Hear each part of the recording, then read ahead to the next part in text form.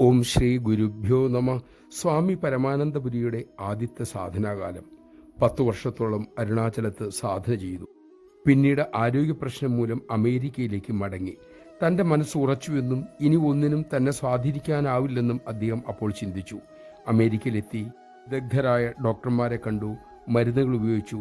രോഗശമനം ഉണ്ടായില്ല. ഏതാനും മാസം കഴിഞ്ഞപ്പോൾ മനസ്സ് ചിന്തിക്കാൻ തുടങ്ങി. സാധനയുടെ പേരിൽ എത്ര കാലം ഞാൻ പാഴാക്കി. ജീവിതത്തിലെ ആനന്ദം തട്ടിക്കളയുന്ന ഞാൻ മണ്ടനല്ലേ? ഒരിക്കലും കിട്ടാത്ത ആത്മീയ സുഖത്തെ ചിന്തിച്ച് കാലം കളയുന്നത് എത്ര വിഡ്ഢിത്തം.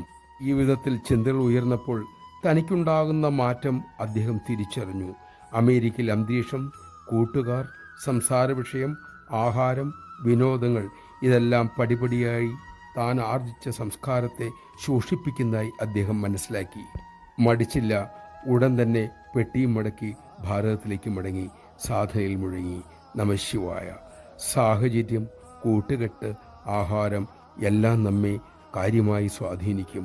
സാധകൻ കൂടുതൽ ശ്രദ്ധിക്കുക തന്നെ വേണം.